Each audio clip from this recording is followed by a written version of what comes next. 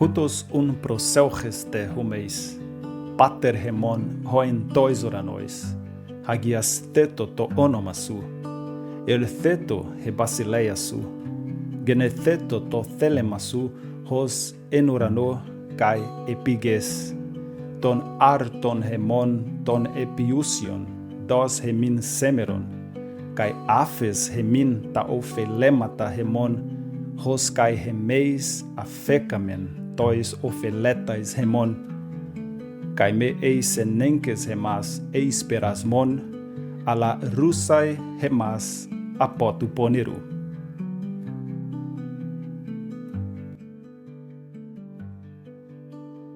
Sejam bem-vindos ao nosso canal, meu nome é Ricardo. Eu não sei se você caiu de paraquedas aqui e se você está estranhando um camarada falando grego aí logo no início desse vídeo, mas esse vídeo aqui ele tem como objetivo fazer aquilo que nós temos feito nesse canal, que é estudar um pouco dos idiomas originais da Bíblia a partir dessa perspectiva gramatical, sintática e também focando um pouquinho no conteúdo, como é o objetivo do nosso vídeo de hoje.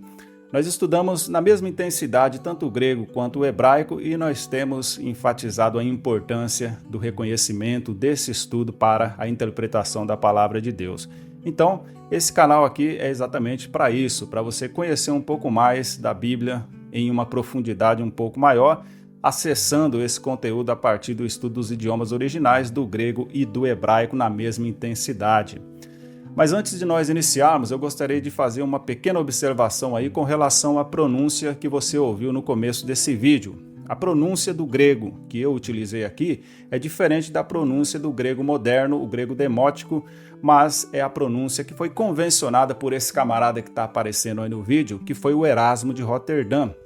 Esse camarada aí ele teve uma importância crucial porque ele produziu um texto completo, um texto crítico reunindo os melhores manuscritos que ele tinha à sua disposição naquela época, e ele produziu um texto completo do Novo Testamento grego, um texto crítico, e esse texto ele ficou conhecido como Textus Receptus, essa expressão em latim que significa o texto recebido, o texto que foi recebido pela maioria da cristandade protestante a partir do século XVI, para se fazer as traduções nas línguas vernáculas.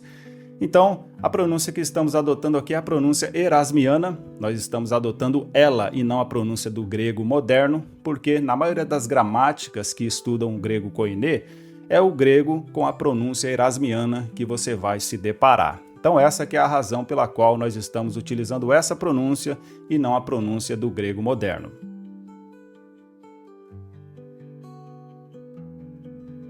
E antes de nós entrarmos aqui no nosso texto, é importante sabermos que Jesus ele está aqui falando no Sermão do Monte, e a gente sabe que no Sermão do Monte, no Evangelho de Mateus, Jesus fala no capítulo 5, 6 e 7 deste Evangelho.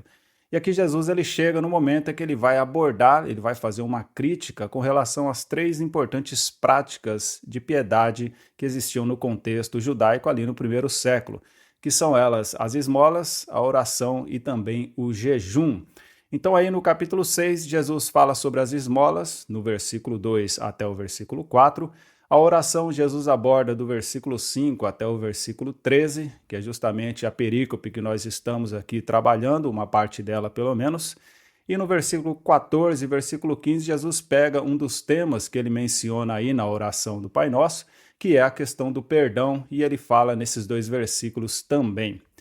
Mas Jesus fala sobre a terceira prática de piedade, no versículo 16 até o versículo 18, que é a questão do jejum. E o ponto principal para Jesus abordar esses três aspectos, essas três práticas de piedade, as esmolas, a oração e também o jejum, é o que está no versículo 1, que Jesus diz que todas essas práticas devem ser feitas não para receber a glória e o louvor dos homens, mas tudo deve ser feito para a glória de Deus e com o coração sincero voltado para Ele. Então, a oração, as esmolas e o jejum não são coisas ruins que Jesus está criticando e está condenando aqui, mas a intenção do coração daqueles que estavam praticando com a intenção equivocada, que era para receber o louvor e a glória dos homens. Outra coisa importante, antes de adentrar aqui na questão da oração, é que Jesus também adverte com relação às vãs repetições. Do versículo 5 até o versículo 8, Jesus ele vai falar que nós não devemos orar com vãs repetições, como fazem os gentios. Olha o que fala aí no versículo 7. Vamos ler aqui em grego também. Diz assim, ó: Proseuchomenoi de me batalogesete, hosper hoi ethnikoi dokusin, garhoti ente polulogia auton eisakustesontai. Esse texto ele diz assim em português. A gente pode fazer uma pequena tradução aqui bem rapidamente. Proseuchomenoi de me batalogesete. Então, orando, e aqui essa partícula, essa conjunção de, ela está estabelecendo um contraste. Então, orando, ou quando orardes, ela está estabelecendo o contraste aí, e aqui ele vai utilizar uma forma negativa para expressar uma força imperativa. Aqui esse verbo, o verbo batalogel, ele não está no imperativo, porque a forma negada do imperativo, conforme a gente vai ver lá, é na verdade realizada com o uso do subjuntivo e não do imperativo. No português também é assim. Mas é interessante notarmos que os gentios, aí a palavra ethnikoi, eles pensavam que pelas muitas palavras, e aí a palavra polulogia, que é a junção de duas palavras, polis, que significa muito, e logia, que vem de logos, palavras, então eles entendiam que pela muita repetição de palavras eles seriam ouvidos por Deus. Aí o verbo eisakustesontai está na voz passiva e o agente dessa ação de ouvir, na realidade, seria o próprio Deus. Eles pensam que poderiam ser ouvidos pelas vãs repetições. Existe uma certa divergência com relação a essa palavrinha que é utilizada aí. Não useis de vãs repetições, aí a palavra batalogesete. Com relação à origem dessa palavra, existem algumas hipóteses. Alguns vão argumentar que, na realidade, essa palavra remontaria ao rei de Cirene, o rei de uma província grega lá no norte da África, onde hoje é a Líbia, o rei Batus. Alguns vão dizer que ele tem esse nome, que na verdade não seria o seu nome. Alguns vão argumentar que o nome dele seria Aristóteles ou mesmo Aristeu. Mas ele teria ganhado esse apelido porque ele tinha alguma dificuldade para falar. Então alguns vão dizer até que ele era gago, porque a palavra Batus no grego antigo também poderia ter esse significado. Mas o fato é que o grande historiador Heródoto ele vai dizer que o rei de Cirene, o Batus, ele só foi chamado assim após ele ter ido para essa cidade para se tornar o rei aí dessa região. E também é importante notar que o Heródoto também menciona que a palavra Batus significa rei no idioma local. Olha só a ambiguidade aí, as possibilidades com relação a esse significado. Pode significar tanto o rei no idioma local, mas também significaria gaguejar ou ter dificuldade para falar. Mas o fato é que os estudiosos eles vão dizer que, muito embora isso possa ser possível, essa relação com relação a esse verbo possa estar relacionado a esse rei aí, o rei Batus, mas é muito mais provável que a origem dessa palavra seja, na verdade, explicada por uma onomatopeia. A gente sabe que uma onomatopeia são aquelas palavras cuja origem são baseadas aí em um som. A gente conhece muitas em português, como por exemplo aí tic-tac, pou, cabum, miau, são tantas aí, tantas palavras que são representadas, que ganham o seu nome influenciadas pelo som. Alguns vão dizer que Batus seria algo mais ou menos assim, uma impressão de alguém com dificuldade de se expressar, repetindo muito. Então, é daí que teria surgido esse nome Batalogel. Não existe um consenso com relação a isso, mas essa aqui é a opção que geralmente os estudiosos vão preferir para explicar a origem dessa palavra que aparece apenas aí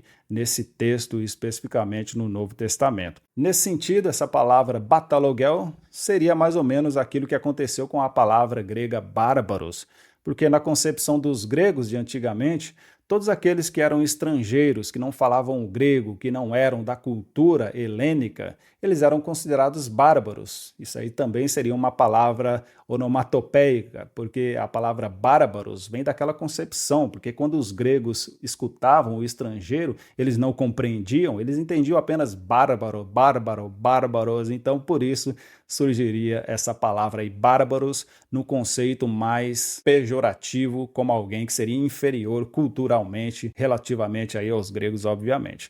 Essa é uma possibilidade da origem desse verbo aí, o verbo batalogel. Nós não temos certeza com relação a isso, mas uma coisa a gente pode ter certeza que o foco de Jesus aí é dizer que nós não devemos usar de vãs repetições quando nós nos aproximarmos diante de Deus para apresentarmos as nossas orações. Mas devemos fazer isso de coração, pensando naquilo que estamos fazendo, naquilo que estamos apresentando diante de Deus em nossas petições. E a gente vê que, infelizmente, historicamente, a oração do Pai Nosso, ela foi repetida, memorizada e exatamente repetida muitas vezes sem a pessoa pensar naquilo que está sendo dito e ensinado aí por Jesus. O contexto ajuda bastante para nós utilizarmos bem a palavra de Deus. Jesus, ele não está ensinando aqui uma oração, mas o que ele está ensinando é como nós devemos orar, qual que deve ser a nossa postura diante de Deus, como é que a gente deve chegar com a reverência correta diante dele e qual que é o conteúdo daquilo que nós devemos pedir para ele e apresentar em oração. Então esse que é o objetivo principal. Jesus aqui está argumentando que nós não devemos fazer isso com hipocrisia e nem com vãs repetições. E aí no versículo 9, a gente entende que tudo isso está conectado. Olha só o que diz aí versículo 9 no início. Hutos un proselcheste humeis, pater hemon ho entois uranois, hagiasteto to onomasu. Versículo 9 diz isso daí. Interessante que essa pequena conjunção aqui, ó, tá vendo essa conjunção un? Essa conjunção, ela é uma conjunção coordenativa conclusiva. O que isso quer dizer? Quer dizer que tudo que Jesus ele vai dizer e vai ensinar aqui nessa oração está na conexão direta, está na conclusão daquilo que Jesus acabou de dizer. Ou seja, nós não devemos ser hipócritas e não devemos usar de vãs repetições. E qual que é a conclusão disso? A conclusão disso é que você deve orar assim, dessa maneira que Jesus vai ensinar. Então, hutos, aqui está o advérbio de modo, né? Assim, hutos un, olha aí a conjunção fazendo todo esse meio campo, ligando aquilo que está no contexto imediatamente anterior dos versículos anteriores. Então a conclusão é essa, hutos un proselcheste. Interessante notar também que o verbo proselcheste, que é o verbo orar, ele está no presente do imperativo. Sabe o que isso quer dizer? Quer dizer que essa é uma ordem, e é uma ordem que deve ser observada durante toda a nossa vida. Porque a gente sabe, a gente tem aprendido aqui que o modo imperativo, quando ele está no presente, no tempo presente, ele indica uma ação inacabada, uma ação durativa. Então, a primeira coisa que a gente aprende aqui é que a oração ela é um mandamento. Nós devemos tê-la como uma prática da nossa vida com Cristo. E nós não devemos negligenciar a oração, é um mandamento e está no presente do imperativo e a gente deve observá-la aí em toda a nossa vida. A primeira lição é essa, que a oração é um mandamento. Outra coisa muito interessante que a gente vê no versículo 9 é quando diz aí, ó, pater hemon. A palavra pater está no vocativo, né? Eu estou aí invocando a Deus nessa oração.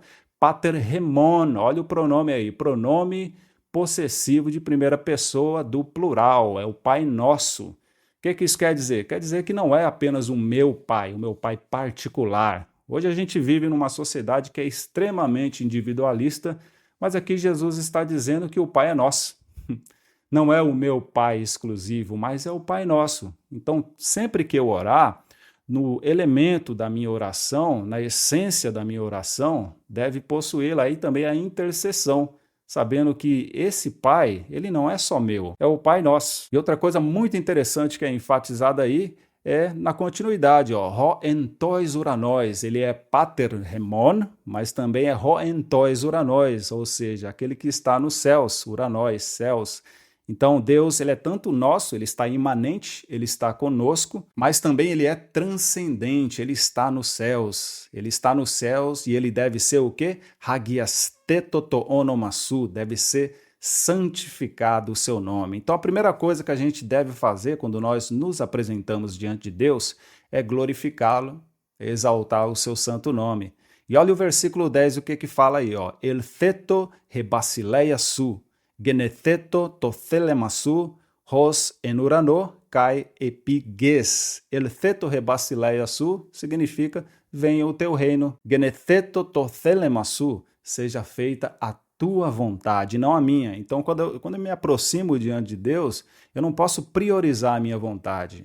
A vontade que deve ser priorizada é a vontade de Deus para mim. Então a primeira coisa que eu devo fazer é reconhecer que a vontade de Deus é boa, perfeita e agradável e ela é superior à minha vontade. Então só no início aí, no versículo 9 e versículo 10, nós já aprendemos lições extremamente importantes, ou seja, que a nossa oração deve priorizar, deve iniciar com louvor, com reverência e com submissão à vontade do rei. Então, antes de pedir qualquer coisa para nós, devemos exaltá-lo e reconhecê-lo como o nosso Senhor e o nosso Salvador. E estarmos submissos à sua vontade. Essa é a primeira disposição que a gente tem que ter. Então, a gente aprendeu que oração é mandamento e a gente aprendeu que Deus deve ser glorificado, exaltado, santificado, porque Ele é o nosso Pai, Ele está imanente, mas ele também é transcendente, glorioso e ele é o Rei eterno. No versículo 11 diz assim, ton arton hemon ton epiusion dos hemin semeron. O pão nosso, aqui a palavra ton epiusion, essa palavra epiusion, ela é bastante interessante e também ela é objeto de muita discussão com relação ao seu significado aí mais preciso. Mas ela é composta por duas palavras, a palavra epi, que é a preposição, que significa sobre, e também o substantivo ousia, que significa essência. Muitas traduções vão colocar simplesmente como o pão nosso diário, o pão nosso de cada dia, traduzindo essa palavra epiusion dessa maneira aí. Mas, na verdade, o que está aqui por detrás é que Jesus está dizendo que nós devemos confiar a nossa subsistência, tudo aquilo que nós precisamos para existir, em termos de alimentos, em termos de qualquer coisa para nós podermos existir, nós precisamos depender de Deus, confiar na providência dele. Então, é o pão nosso que Deus dá no dia de hoje. A palavra semeron é exatamente isso daí. Nós não devemos nos preocupar com o futuro, mas devemos confiar dia após dia, passo a passo, na providência que Deus nos dá, porque a essência daquilo que nós precisamos vem diretamente da providência de Deus. Epiusion é a essência, é aquilo que é necessário para o dia de hoje, sem eu me preocupar com aquilo que vai acontecer amanhã, porque Deus, ele tem cuidado de nós. Então essa é a terceira lição. Devemos confiar na providência de Deus. E a próxima lição que nós podemos aprender aqui dessa oração está no versículo 12, que diz: Kai afes remin ta ofelemata remon, hos kai remeis afecamen tois ofeletais remon. Olha só o que o texto diz aí. Kai afes remin. E perdoa-nos. Aqui a palavra afie-me significa deixar, no sentido de perdoar aqui dentro desse contexto. E perdoa tá ofelemata. Aí a palavra ofelemata significa débitos, é aquilo que eu devo para alguém. Então Jesus ele está dizendo aqui, ó, perdoa-nos as nossas dívidas com uma condição. Hos kai remeis afecamen tois ofeletais remon. Assim como nós perdoamos aos nossos devedores. Tois ofeletais remon, aos nossos devedores. Então Jesus ele está dizendo aqui que eu só posso receber o perdão de Deus se eu perdoar. Então é como que se eu me aproximasse diante de Deus, diante do Altíssimo, diante do Pai e falasse: Pai, me perdoa porque eu tenho perdoado. Olha só como é que isso aí é forte. Então o texto diz aqui que nós devemos pedir perdão. Se você ler lá Lucas, capítulo 11, versículo 4, que é o texto paralelo com relação à oração aí do Pai Nosso, ao invés da palavra ofelemata, nós temos a palavra hamartia, que é pecado. Então aqui nós devemos entender esse débito, não como débito em dinheiro, mas como pecado, uma forma alternativa, ao invés de usar a palavra hamartia, pecado, ele usa a palavra débito, mas no contexto maior nós entendemos que é perdoa os nossos pecados. Perdoa as nossas ofensas. Então essa é a quarta lição que a gente pode aprender aí da oração do Pai Nosso. Devemos se aproximar diante de Deus e pedir perdão. E pedir perdão também pensando que nós devemos perdoar, porque assim como nós fomos perdoados, principalmente em Cristo Jesus, devemos também exercer o mesmo perdão e a mesma misericórdia que temos recebido diariamente da parte de Deus. E para finalizar tudo, versículo 13 diz: Caime eisenenkes remas eis peirasmon, ala russai remas apotuponeru. E olha só o que diz o texto na tradução, hein? Caime eisenenkes remas, e não conduza-nos. É interessante notar que aí temos aquilo que a gente falou no início ali da nossa observação, principalmente aí no versículo 7, que a forma negativa do imperativo ela não é colocada com o imperativo propriamente. Aqui é um outro exemplo de um subjuntivo. Aqui é um aoristo ativo do subjuntivo do verbo eisenenkes, que significa conduzir para dentro. Literalmente significa isso. E quando um verbo ele está num modo que não é um modo indicativo, ao invés da partícula de negação, o advérbio de negação u, utilizamos a partícula me, que é o advérbio de negação utilizado para os verbos que não estão no modo indicativo. Aqui está no subjuntivo, por isso que devemos utilizar me ao invés de u. Mas enfim, o texto está dizendo aqui que nós devemos pedir para que Deus nos livre das provações. A palavra peirasmona aí, ela tem um significado meio ambíguo, porque ela pode significar tanto provação quanto tentação. Então, a grande distinção para nós fazermos a tradução por tentação ou por provação é dependendo de quem está utilizando peirasmon, ou seja, quando é Deus que está nos provando, ele sempre nos prova, porque a diferença entre provação e tentação é que a provação visa o nosso aperfeiçoamento, a nossa maturidade, de modo que a tentação, que é utilizado por essa mesma palavra para traduzirmos para o português, ela visa a nossa destruição, a nossa queda, o nosso pecado, a nossa ruína. Então, Satanás sempre nos tenta. Deus, ele nos prova para que nós venhamos a ser mais maduros, mais semelhantes a Jesus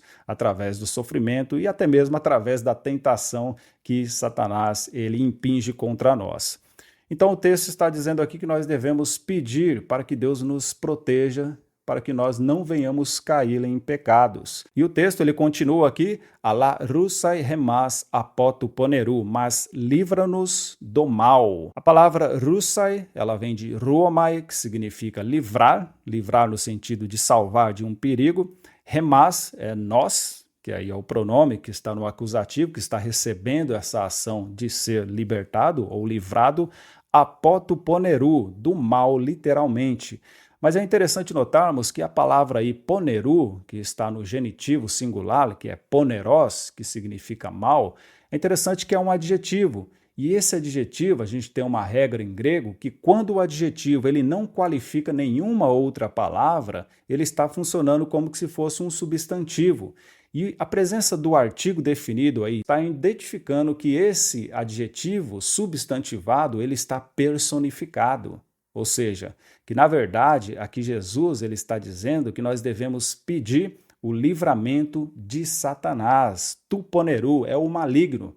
Então, uma melhor tradução não seria mal, porque quando a gente pensa em livra-nos do mal, nós estamos pensando, livra-me de eu sofrer um acidente, livra-me de acontecer qualquer coisa ruim comigo, de eu perder o emprego, de eu ser acometido com uma doença muito grave, livra-me de todo o mal. Essa não é a ideia do texto. A ideia do texto, aqui com esse adjetivo funcionando como um substantivo personificado por conta da presença do artigo definido, a ideia é que Jesus está dizendo que nós devemos pedir para que Deus nos livre do maligno, porque a gente sabe que maior é aquele que está em nós do que aquele que está no mundo. Então, Satanás, ele está totalmente subjugado debaixo da soberania de Deus e apenas o Senhor Deus pode nos livrar desse que é o inimigo de nossas almas. Então, uma melhor tradução seria livra-nos do maligno, livra-nos de Satanás. Olha só quanta coisa boa que a gente pode aprender aí na oração do Pai Nosso. Então, a gente aprende primeiramente que